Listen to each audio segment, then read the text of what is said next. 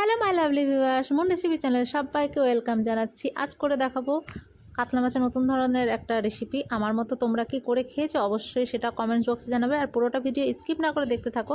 আমি প্রত্যেকটা জিনিস ভালোভাবে দেখিয়ে দেবো, তাই জন্য তোমরা পুরোটা দেখো লাস্ট পর্যন্ত, অবশ্যই বুঝতে পারবে। তো চলো আর বেশি বকবক করছি না, অবশ্যই লাইক কমেন্টের মাধ্যমে জানাবে আর আমাকে মোটিভেট করবে, যাতে করে আমি আরও দারুণ দারুণ রেসিপি তোমাদের সাথে শেয়ার করতে থাকি।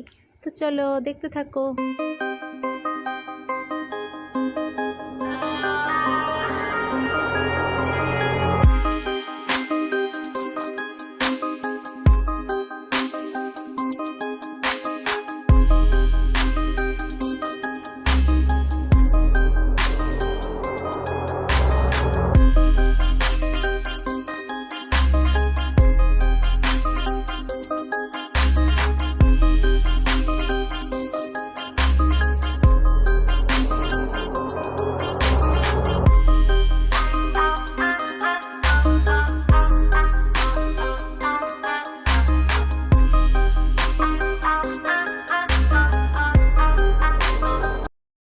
বন্ধুরা, আমি মাছের মধ্যে লবণ হলুদ আর অল্প একটু লঙ্কার গুঁড়ো লাগিয়ে ম্যারিনেট করে রেখেছিলাম 1 মিনিট মতো। তারপর দেখো এখানে সর্ষের তেলে আমি ভেজে তুলে রেখেছি, পুরো রান্নাটা সর্ষের তেলেই করব।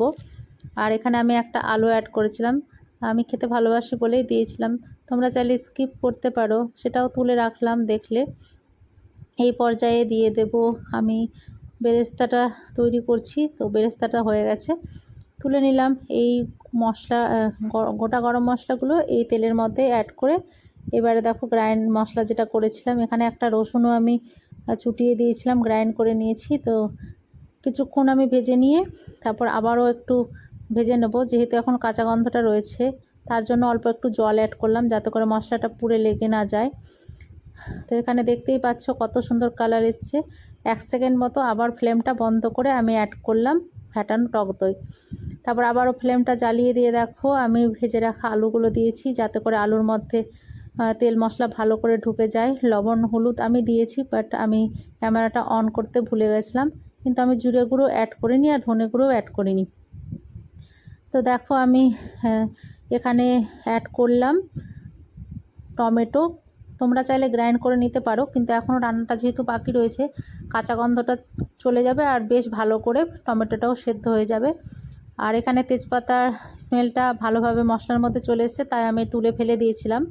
যাই হোক, এবারে দেখো গরম জল অ্যাড করে দিচ্ছি ভালো করে, মশলা ফুটে যাওয়ার কষে যাওয়ার পর। তারপর দেখো ফুটে গেছে, এই পর্যায়ে আমি মাছগুলো ডুবিয়ে দিয়ে বেরেস্তাটা ছড়িয়ে দিলাম। আবারও 1 মিনিট মতো এটা ফোটাবো। তো দেখতেই পাচ্ছ কত সুন্দর লোভনীয় কালার এসছে। রান্নাটা পুরো কমপ্লিট হয়ে গেছে। তো দেখো কয়েকটা চেরা লঙ্কা দিয়ে আর ধনেপাতা দিয়ে ঢেকে রেখেছিলাম 1 মিনিট মতো।